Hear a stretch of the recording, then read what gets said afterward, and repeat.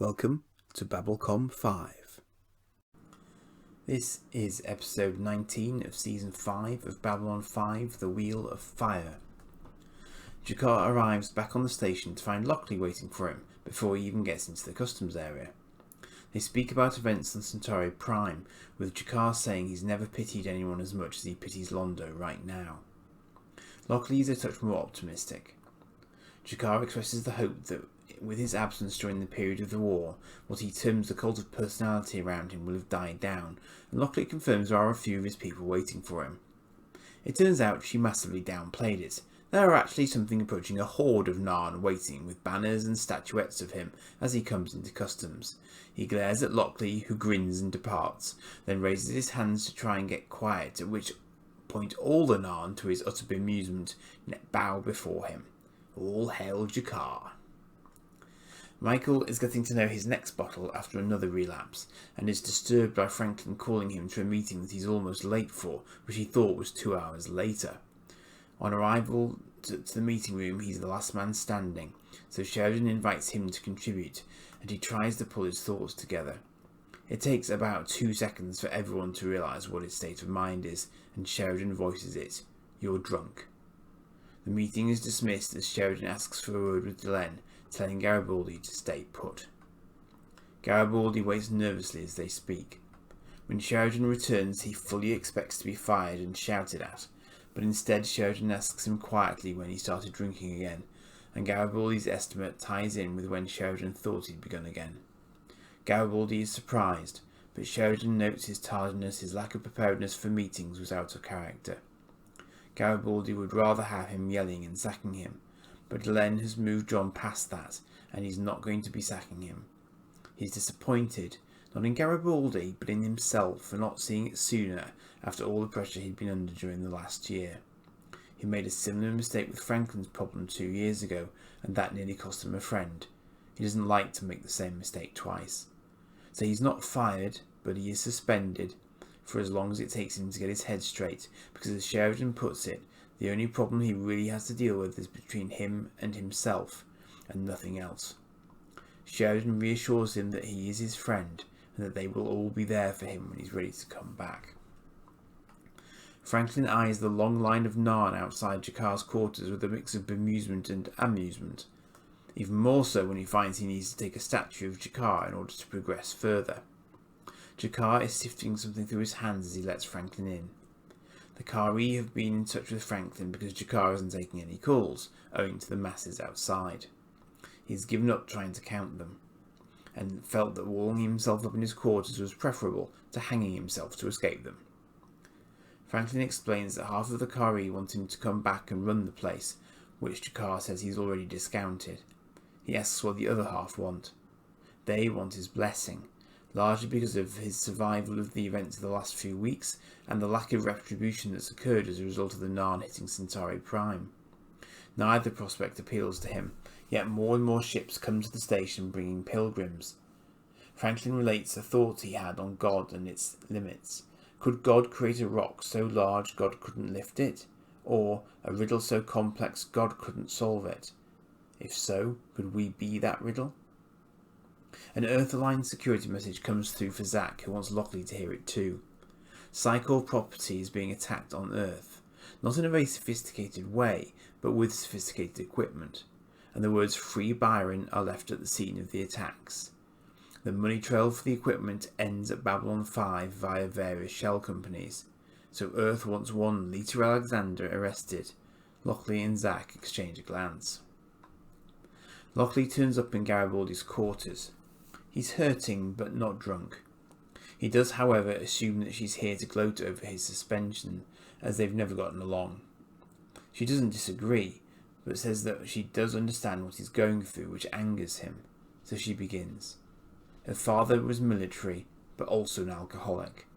He buttoned it up, and the alcohol gave him an excuse to lose control. She thought it was her fault, so tried to fix everything, but nothing worked because it was never about her. It was all him, and she was too young to see it. Ultimately, she ran away, which reinforced his feelings of being a failure. She thinks that's what Garibaldi's feeling now, like the walls are closing in. He throws a glass against the wall and demands she leaves. She doesn't, so he does, and she follows him. Perhaps, she says, because he wanted to see if she would. In the lift, she continues her story. After her mother died, she found paintings in the attic that her father had done. Skilled work. He'd given it up when he joined the military, and it was like losing a piece of himself.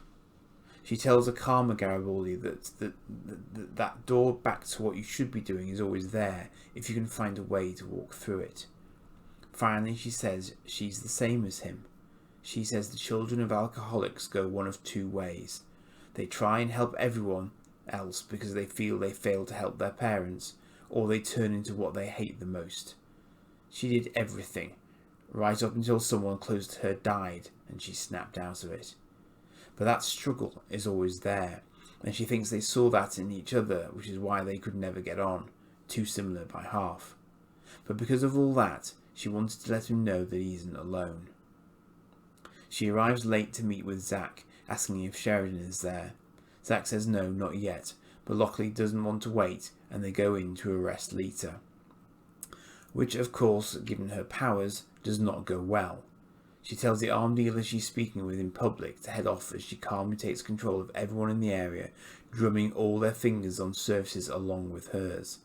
She declines to be arrested, shutting Zack down while she carries on a conversation with Lockley. She says they cannot harm one who has been touched by Vorlons, at which point a PPG appears against her temple, charged, and Sheridan points out she's not the only one who's been touched by Vorlons. He encourages her to let everyone go, and she's finally taken into custody, but on noting Sheridan can't be everywhere, Lockley agrees, and promptly punches her out. Lockley grimly says it might have been better if he'd pulled the trigger. Garibaldi discusses Lita with Lockley, and thanks her for what she said earlier, acknowledging how difficult it must have been for her. She acknowledges his thanks, and then they go to the arrivals area, only Garibaldi doesn't know what they're there for. Then Lisa comes out of the arrivals area and jumps into his arms, saying she got his message. Lockley fills in a little of the blanks for him. Then he makes out the comm system has been on the fritz and asks what she was responding to. She just says that part that said he needed her, and with that, Lockley's work is done. Sheridan watches Lita in her cell, the remotest one they could find away from people, he tells Franklin, with the systems on auto-maintenance to try and prevent her interfering with them. Franklin recites a pretty accurate and comprehensive list of reasons why she might be acting cranky, but Sheridan thinks something else has pushed her that bit too far. He swears the next time someone starts acting nuts he's going to shoot himself in the head. Just then, Delenn comes in, furious, shouting, "Bastards!" Franklin says he'll get the gun. It seems that the Narn are going to block Alliance shipping until Jakar returns, believing he's staying out of her sense of obligation to the Alliance. She tries to say something else, but suddenly collapses into Sheridan's arms as Franklin calls a trauma team in. Garibaldi is explaining the situation to Lise, who feels it isn't such a critical thing because he was going to leave his post at the end of the year anyway, which he confirms. But he wants to get sober before he leaves, get himself right. But she just wants him to come with her, and she says no one gets it right all the time. There is no normal life, just life. And she needs him with her to sort out Edgar's industries, and he needs her to help him with his problem. So there's love on the table and half of a very large megacore, which gives him an idea on how to kill two teeps with one stone, causing him to leave in the middle of a tender moment. Elsewhere, Franklin is about to cause another moment, because Delenn's body has just shut down from the stress it's under given she's a human Minbari hybrid. There's no way to know how it will cope. Sheridan is puzzled. Cope with what? The answer? Pregnancy. Franklin genuinely can't give Sheridan any cast-iron guarantees as to whether Delenn can carry the child safely to term, as he says they're in uncharted waters. Sheridan would prioritise Delenn's welfare, but if he can have her and the child, then yes, that's what he'd want.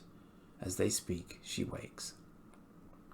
Garibaldi goes into Lita's cell in what for him is a hilariously cautious fashion, basically hoping he's going to get mind-wiped.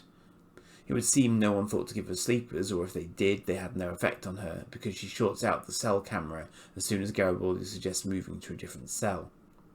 She notes he's drinking again, but she can't cure that, and he says he knows that. He says he wants to get free of the neural block Bester put in him so that he can nail him and have control of his life back. Lita just calls it revenge. In return, he can use Edgar's Industries' clout to get the charges dropped, but she'd have to leave the station and not return. She considers his proposal and counters with one of her own, which we're not privy to. Garibaldi outlines his plan to Lockley, or at least the part where Lita goes free, owing to a senator interceding, who is given substantial donations by Edgar Industries. Garibaldi will look after the money Lita has locked away to ensure it is only used for peaceful measures, all above board and accountable. Lockley remains concerned over what happens after that. G'Kar is passing, and given the remarkably open plan nature of meeting rooms on the station, steps in with a solution to her problem and his, that his people have turned him into an idol. He realises that in doing so, he can only be what they think he is, when he just wants them to recognise that they are all the same. If he goes home, they will try to turn him into what they think he is. If he stays, then his followers will swamp the station. So he and Lita are in the same position. They cannot go home, they cannot stay. And he could use a travelling companion. He will go away, see new things, until he can find a way to undo his idol without sacrificing his ideals. In the process, he will try and help Lita with her anger. Garibaldi is bushed, and Lisa encourages him to rest, having made his arrangements with the captain. He notes that with Londo, G'Kar, Lisa, Franklin, Delenn, and Sheridan all planning to leave like him, the place won't be quite the same anymore. But Lisa says life is changed, and he's made a good deal. And now we do see what Lisa's proposal was. Her recognising that despite having raised her funds, she didn't have the experience to use them without getting tracked very quickly. But Edgar's Industries could move money around very legitimately. So there'll be two funds, one for show, but the other, the big one, to be used to develop a force that Lita can use to strike at Psychor. She'll give him 2 years, and if he's done what she's asked, then she'll remove the block, because it's a great motivator to leave it in place for now. She says that if she thought he was going to take the money and run, she'd have killed him. For his part, he wants to be all the way in. He says she's not a P5, not a P12. She's something else again. He wants to know what the Vaughans did to her. She says she's only recently started to understand, but she says in a war there are lots of small weapons, some medium weapons, and 1 or 2 really big weapons. The ones you use when you're out of the small weapons and the medium weapons. Garibaldi realises what she's saying, that she's akin to a telepathic thermonuclear bomb, a doomsday weapon. Her eyes glow red and white, and she says she's pleased to meet him. And this is who he has struck his deal with. Sheridan is watching Delenn in bed with a grin from ear to ear, and Delenn opens one eye, wishing he would stop it. It's as if he's never seen a pregnant, half-human, half-Minbari woman before. She wasn't asleep because she was thinking of Londo, who they haven't heard from. Sheridan just thinks he's neck-deep in his new role, as he was when he became president, or he's just passing the night away after his coronation. As the scene shifts, we see that Londo's reality is a long way removed from partying. I wonder how much G'Kar statues go for on eBay these days. This is the episode the season takes its name from, and I'm struggling in a sense to define how I feel about it. Lockley is back in the mix after what feels like quite a substantial gap, because we were dealing with wider universe issues rather than the station's specific issues. With just a few more episodes to go, we suddenly learn a huge amount of her backstory, some of which was addressed in the Day of the Dead.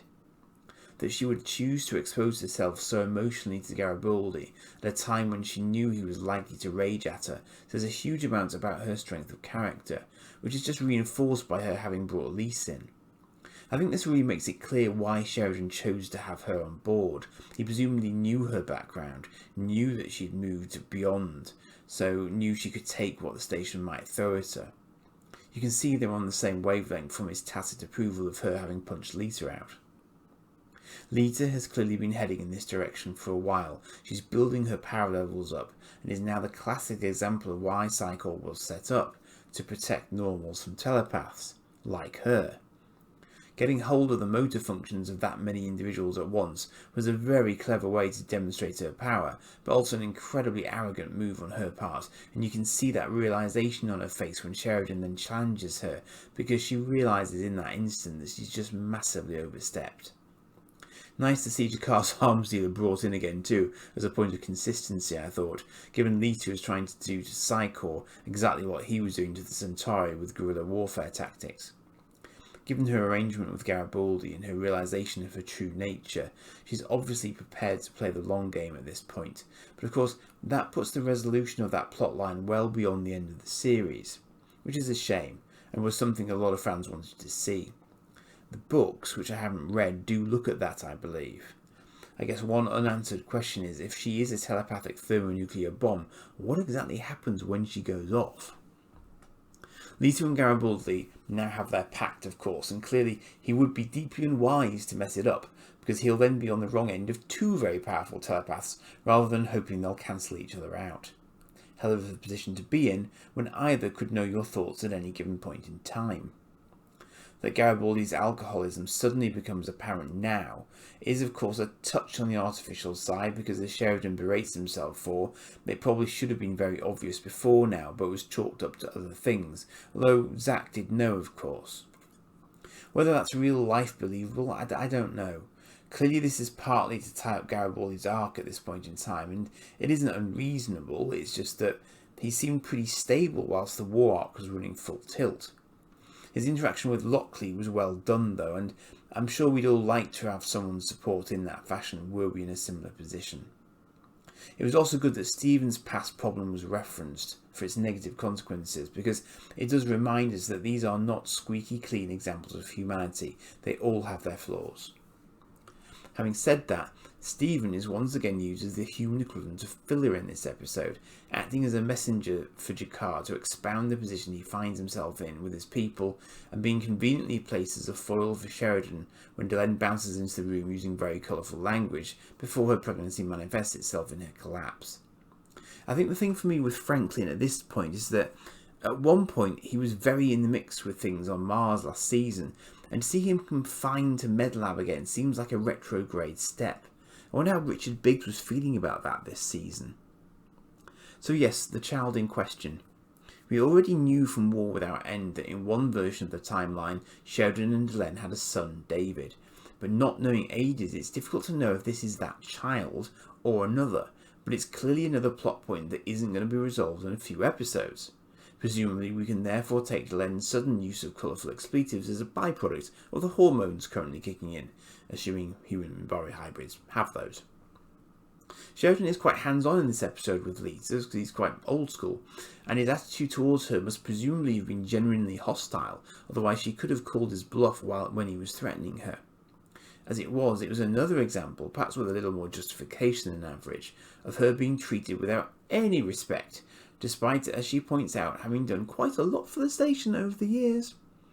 I actually wonder whether this means that Sheridan, having been touched by Vorlons, is now immune to all telepaths and not just to Lita, because all telepaths, it seems, are essentially Vorlon bioweapons. Lita did try to scan Nastikosh once, so perhaps it's possible but not easy, and not when you're trying to control multiple other minds at the same time. It's just a very interesting little powers test between the two of them, but like she says, he can't be everywhere.